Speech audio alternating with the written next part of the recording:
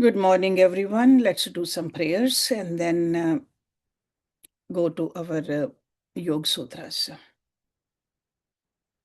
Om Guru Brahma, Guru Vishnu, Guru Devo Maheshwara, Guru Sakshat Parbrahma, Tasmai Shri Guruve Namaha. Om Bhur Tatsavitravarenyam Bhargo Devasya Dhimahi Dhiyo Yo Nah Prachodayat Astoma Sadgamya Tamsoma Jyotirgamya Mrityurma Amritam Gamya Om Sehna Bhavatu सहना भुनक्तु सवीर्यं कर्वावहि तेजस्विनावधीतमस्तु मा विद्विषावहि ओम शांति शांति Shanti Om. Last Saturday we were talking about Prananu sandhan, because in order to really get the full benefit of the pranayama we have to inquire about this prana, because it's not the air, it's a prana. So in order to get in touch with this Pran Shakti, the yogis, they have given us 7 steps which we need to practice. And the first step we went through, it's called Aharan. Aharan. Aharan means to bring back.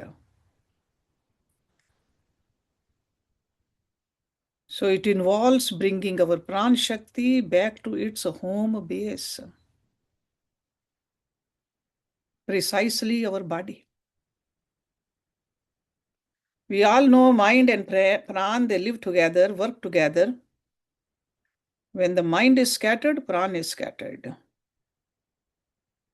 So that's why we need to connect and be aware of the union of Pran and mind.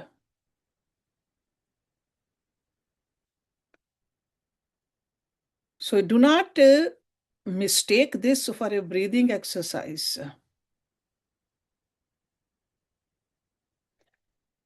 And I was telling you, in order to practice this, you need to have a most comfortable sitting position, close your eyes, become aware of your body, and also the space around your body. And bring your attention to your inhalation and exhalation. Make sure there's no shakiness or noise in your breath. Keep your shoulders relaxed. Mentally check the position of your spine. That means sit straight. Breathe without making an effort.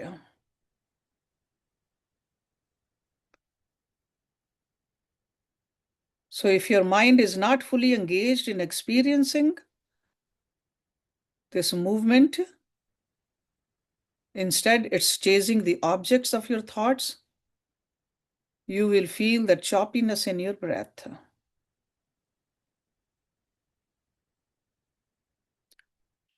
So experience becoming aware of the union of Pran and mind.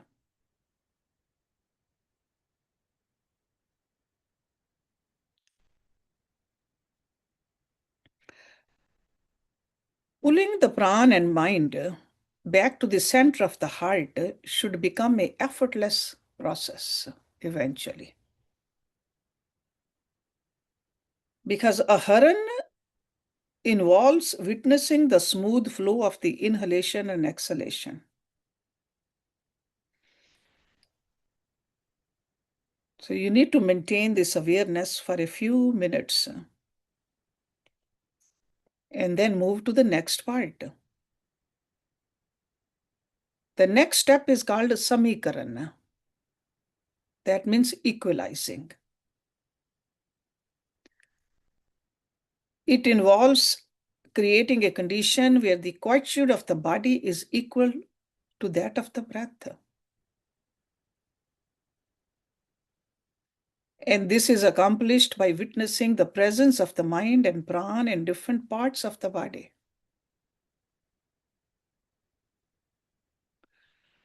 You bring your attention to the crown of your head. Feel the presence of your own being in the region of your crown.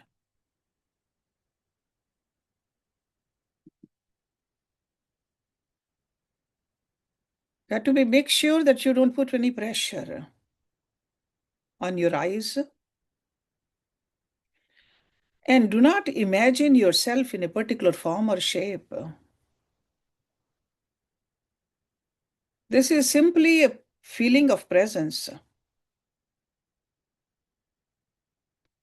Take few serene breaths. Become established in this self-presence.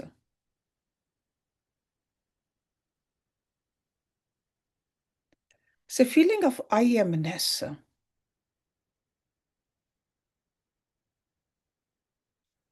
You are maintaining this feeling of witnessing, which also includes the experiencing of the unity of prana and mind.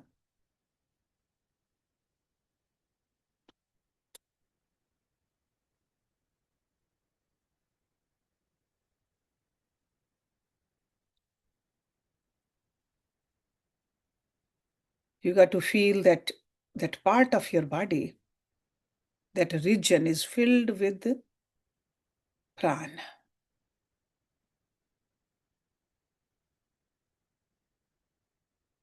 Then begin exhaling, letting your mind descend through the front of your body.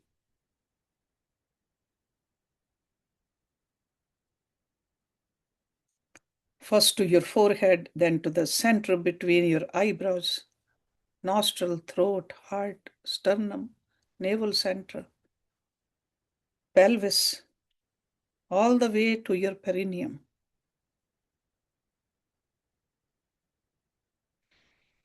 And without any pause, when you reach down there,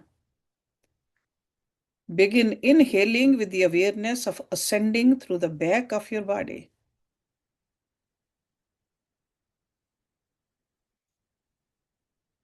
Paying attention to the areas parallel to the pelvis, navel, center, sternum, heart, throat, nostrils, eyebrows, forehead. So, in other words, while exhaling, descend from the crown to the perineum through the front of your body, and while inhaling, ascend from the perineum to the crown through the back of your body. So, this is what you are doing.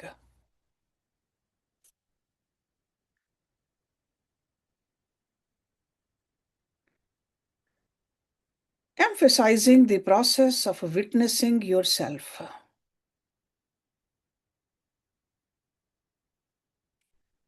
And this process fills your body with the quietude which is inherent in your mind and prana. You are not bringing it from somewhere outside, it's already in there. And ideally, repeat this process 10 to 12 times before moving to the next step.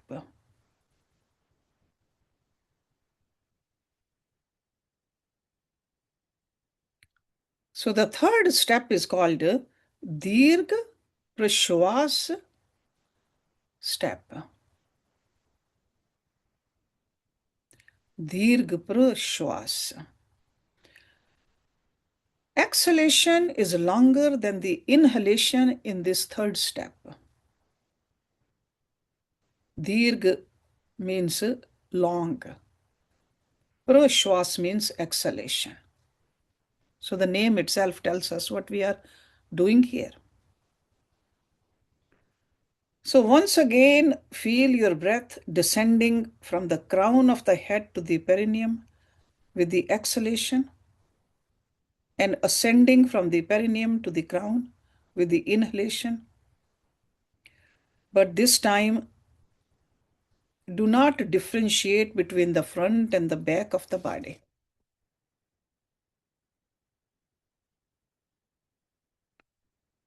Let your exhalation and inhalation move downward and upward while sweeping the entire body. but keeping the principle of effortlessness in your mind. And exhale as slowly and deeply as possible.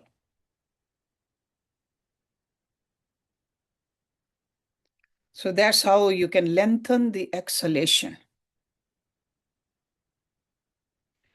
The longer it takes to exhale, the easier it will be to inhale absolutely effortlessly. So, in other words, make a slight effort to prolong your exhalation, but make no effort to prolong your inhalation.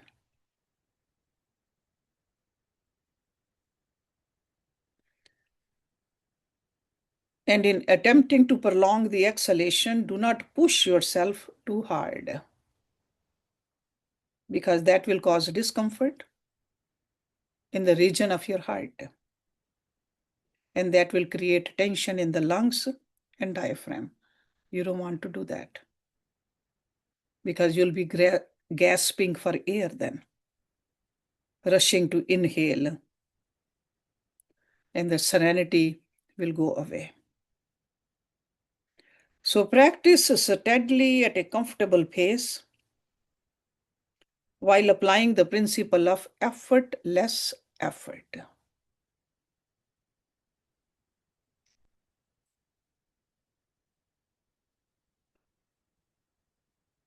It really brings more sense of alertness in your mind. This step regulates the functions of the diaphragm, lungs, heart, and it also helps to remove toxins from the bloodstream. Because anytime we exhale completely, fully, we are helping our body to get rid of the toxins. So after this fourth step, which is called Nadi Shodhan Pranayama,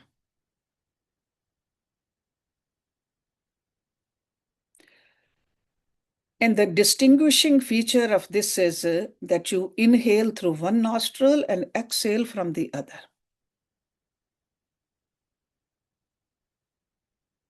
And we can always use our hand, thumb closes the right nostril, ring finger with the pinky closes the left side.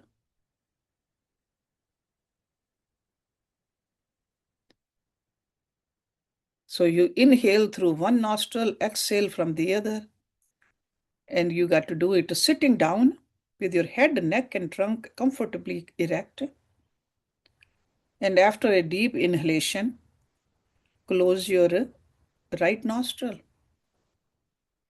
and with your right thumb, and exhale slowly through the left nostril.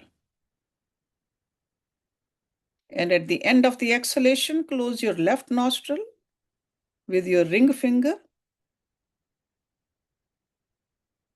and inhale slowly and deeply through your right nostril.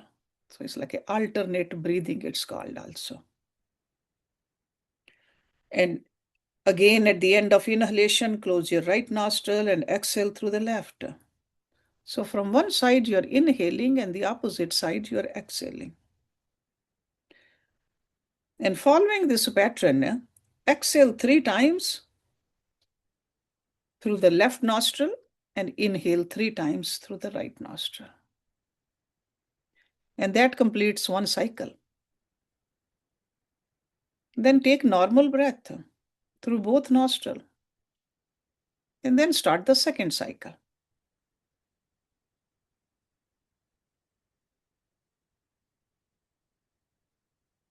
And this time begin exhaling from the right nostril and inhale through the left. And after 3 exhalation and inhalation, again take 3 normal breaths. So this way you are energizing both the Ida and the Pingala nadis. And Nadi Shodhan demands more effort than the Dirgha Prashwas. and its effect is more precise. So it balances mutually supporting forces of a sun and the moon, Pida and the Pingla, masculine or the feminine energies. And that's how there's a more harmony in our sympathetic and parasympathetic nervous system too. And the end result is that our nadis are pure. Nadis are the energy channels. And those nadis are the one which are nourishing both our body as well as some of these don't agree with me. It's like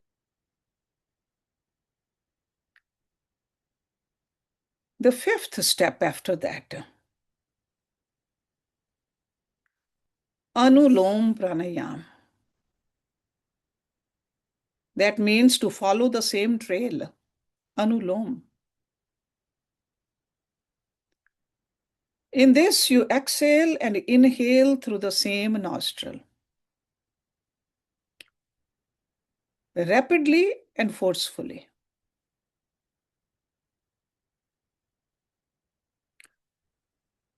A stable and a comfortable sitting posture is even more crucial in this step. Again, make sure your spine is straight, your shoulders and abdomen relaxed, and your waist is not restricted. So that means no belt. So in this step, as in the two that follow, it is necessary to apply mool bandh. Mool bandh is the root lock. So practice Anulom, inhale deeply, then close the right nostril with the right thumb. Exhale through the left nostril as forcefully as possible, and immediately inhale with equal force through the same nostril. Exhale and inhale in this manner 10 to 12 times before completing the cycle with a forceful, deep, and prolonged exhalation. And before beginning the next cycle, take 5 to 10 normal breaths through both nostrils to restore the stability and the comfort. And then start the second cycle. And this time close your left nostril with your ring finger. Exhale and inhale forcefully through the right nostril. And after 10 to 12 breaths, end the cycle with a forceful, deep, and prolonged exhalation.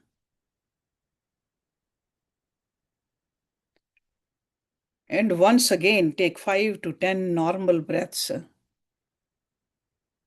before moving on to the sixth step to practice.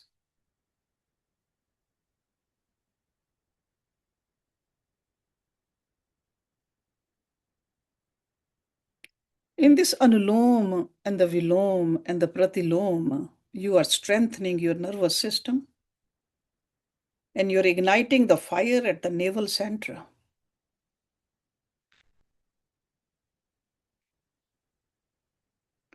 So the sixth step is Vilom. Vilom means to follow the reverse trail.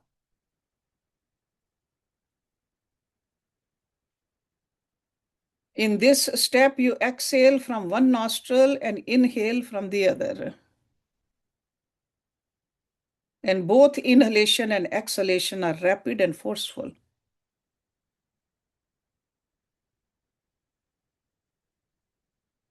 Close your right nostril, exhale through the left.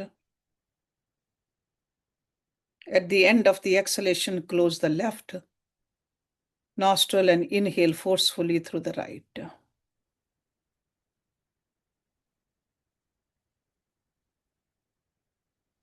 And take 10 to 12 breaths in this manner, completing the cycle with a forceful exhalation through the left nostril. Then again, make sure you take 5 to 10 normal breaths to restore your stability and comfort before switching to the other side. And you can do this practice as rapidly as you wish, provided your fingers are cooperating in switching back and forth from one nostril to the other. And use as much force as you can without harming your nasal passages. Do not compete with others. Pay attention to your own body.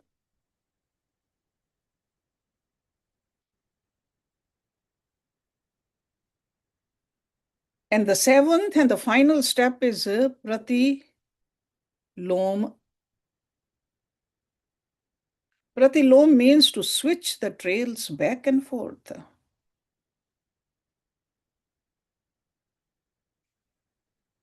Do not practice this until you have mastered Anulom and Vilom separately. In this, exhale and inhale twice through one nostril, then switch to the other nostril. Exhale and inhale twice through the nostril, and then switch again.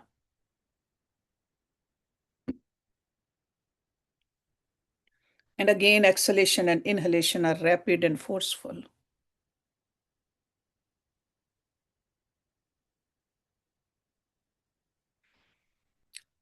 These three steps, Anulom, Vilom, and Pratilom, they are not meant for those with weak constituents. That means that back has to be strong and flexible. Lungs and the heart also need to be in a good condition.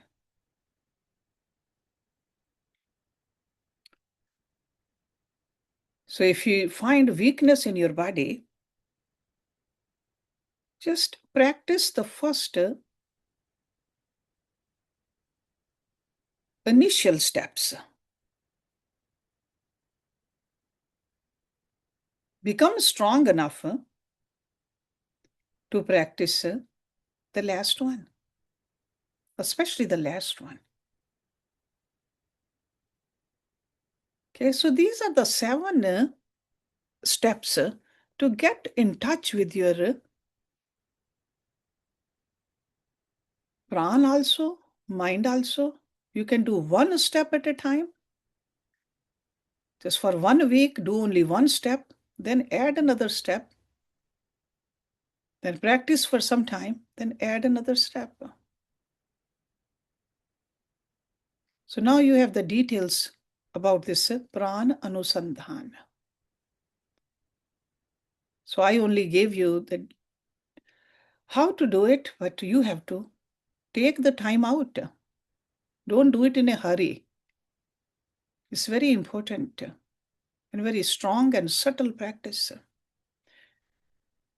And make sure you do it without any music outside, in a clean place. And when your stomach is not full of food, you're not sleepy, you're not drowsy.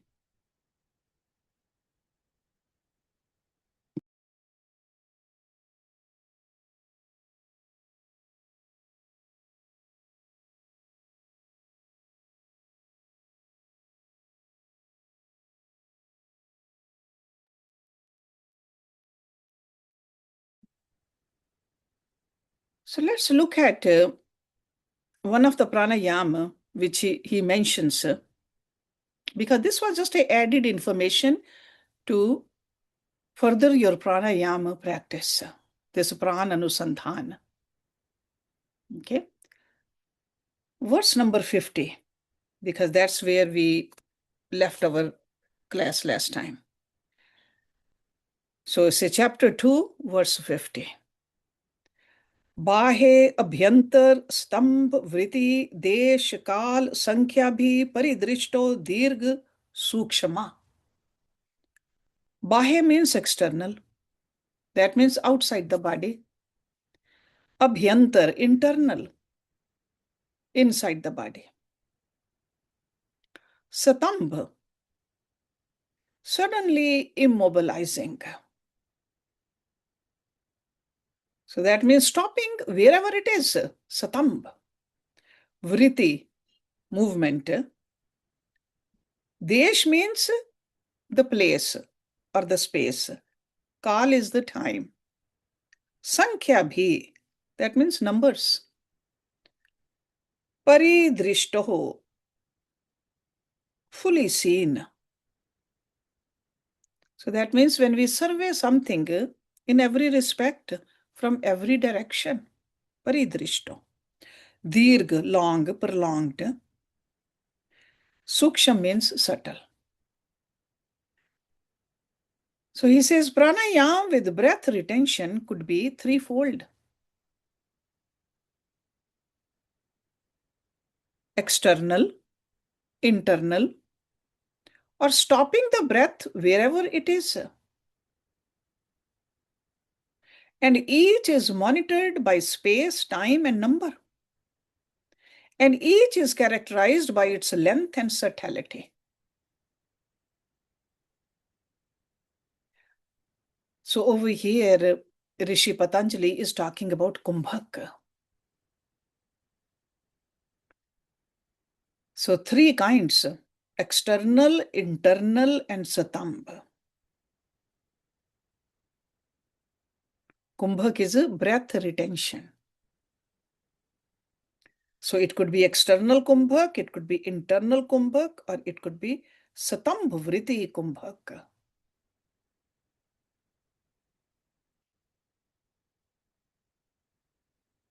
So after completing the exhalation, when you hold your breath, that is called external kumbhak, bahe. After inhaling, if you are holding the breath internally, that's called abhyantar kumbhak, internal kumbhak. And when we suddenly, in the middle of either inhalation or exhalation, we just stop. Stop breathing. That is a stambha vritti kumbhak. These three advanced kumbhaks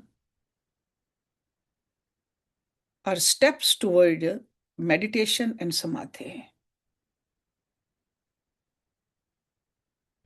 So Rishi Patanjali is assuming that a sadhak who has reached this level of yoga sadhana are familiar with the practice of the pranayams, especially that Prananu sandhan. I mean, you can clearly see that we need to spend some time in doing pranayama. Because these sadhaks, they have built a strong foundation for practicing their sadhana. So let's look at the external breath retention. Got to make sure that you are comfortably sitting. You can exhale gently, slowly, without noise or jerk. When your exhalation is complete, you can close your nostrils with your fingers. Hold your breath to your full capacity if you need the fingers. Otherwise, if you have practiced it enough, you may not even need to use your fingers. And then see how long you can hold that kumbhak. Then release the nostrils and inhale gently. Slowly, smoothly, soundlessly. And at the end of the inhalation, exhale slowly, repeat this cycle. Then Rishi Patanjali is saying that this process must be monitored by space, time, and number.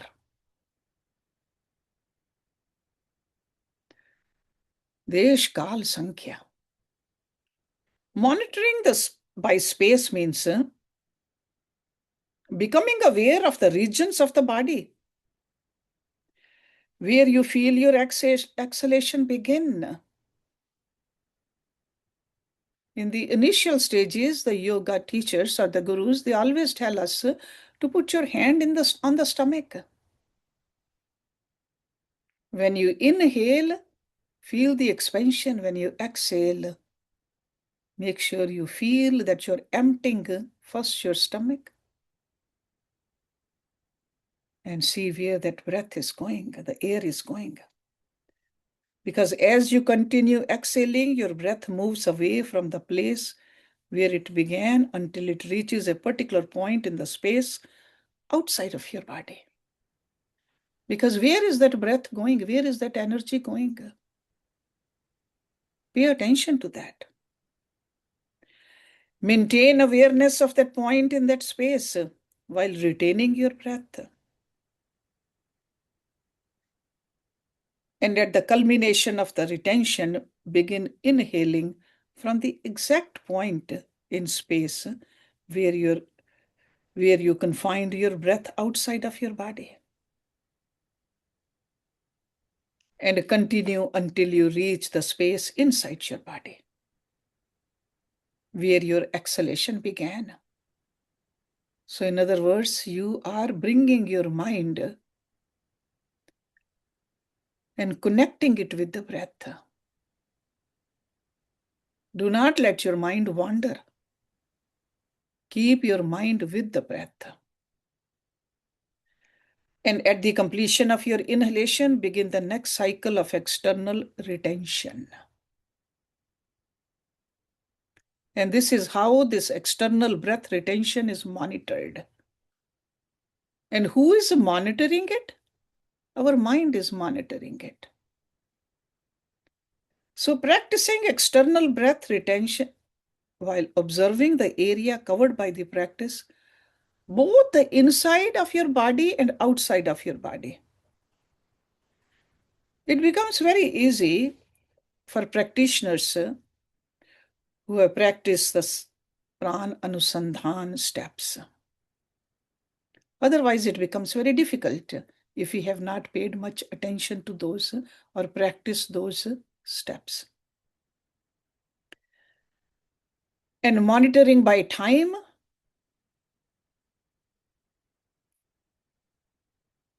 that means timing the movement of your exhalation, retention, and inhalation. So, in other words, in addition to maintaining awareness of where in the body your exhalation began, how much space it covered before it reached its destination point outside of your body, then how your inhalation returned to the point of origin, you also pay attention to the time involved. As a general rule, you retain your breath twice as long as you exhale. And inhale for 1/4 as long as you retain. So in general, the ratio between the inhalation, hold, and exhalation is 1, 4, and 2. That's in general. But we got to look at it our own body. So if it takes 20 seconds to exhale, retain the breath for 40 seconds, twice. And while inhaling, cover the same space in 10 seconds. And on top of it, it should be done without noise, jerks, and discomfort.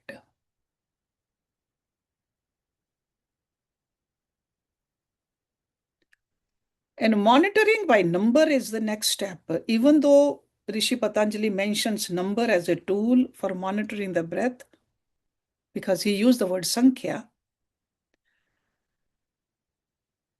And counting is used to measure the time of the inhalation, exhalation. But for some people, this numbering cause a problem. One problem is that the words representing the numbers are not of equal length because it takes longer to pronounce 7 than it does to pronounce 1.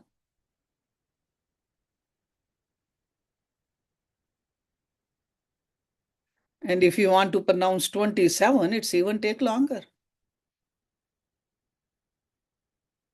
So how do we really do it? And the second problem with using numbers to monitor time is that no matter how silently you count,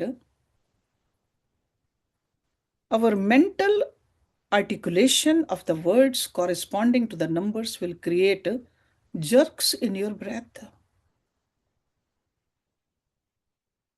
And that's where that smoothness of our breathing or a quality of our breath will distract our mind. So in the initial stages, it's okay to count them. But more you practice, move away from the counting. You should just have an idea. Because if you are a seasoned practitioner, you are aware of that jerkiness. So we got to be very careful. Just initially sure count, then later on you'll have idea. So coordinate the exhalation, retention, inhalation. Some people do it with a mantra too, actually. So you see what works for you. Because every mantra has a specific numbers of syllables. So if you feel comfortable with that, do it. But what I would suggest that initially practice it with the numbers and then later on have the idea because you are practicing enough. So use your own judgment while paying attention to your mind and your body also. And the second part over here, he said in this verse, the internal kumbhak. So this is similar to the external kumbhak, except here you inhale first, retain, and then exhale.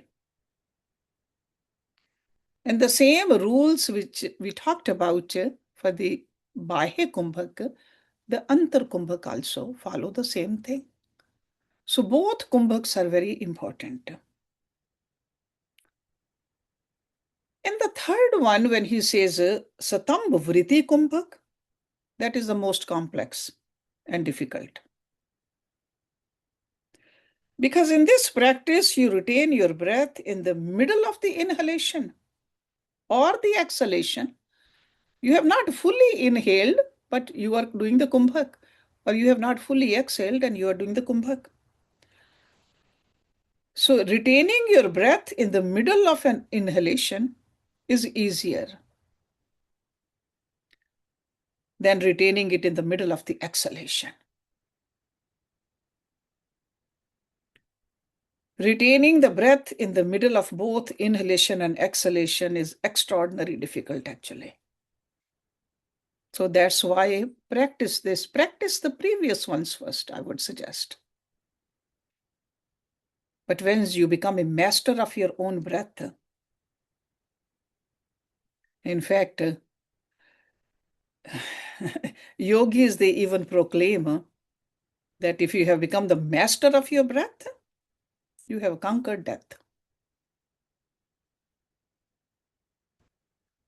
Let's look at how the simplest version of the Stambha Vriti Kumbhak we can do.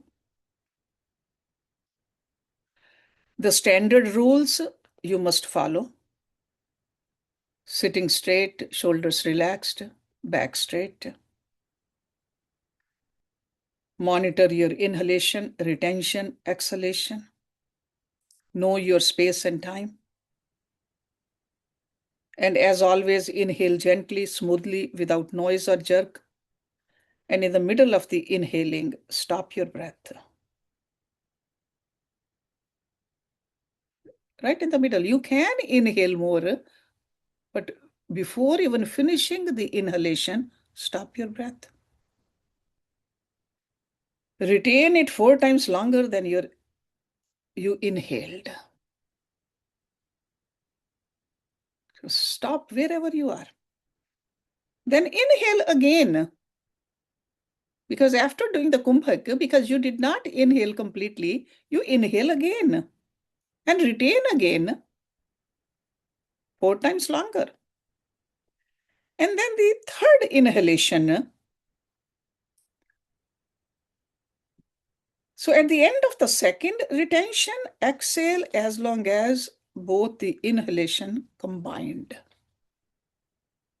So you can do it kumbhak 2 times. Then after that, do the exhalation.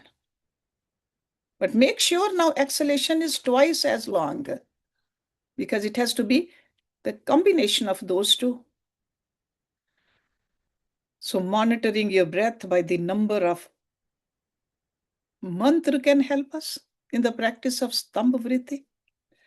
But if you already have the idea, you can just do it according to your own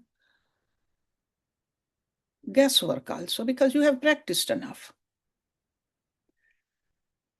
But this entire process must be accomplished without exertion, because you're not supposed to get tired. After doing these pranayams, you should feel full of energy. If you feel exerted, stop.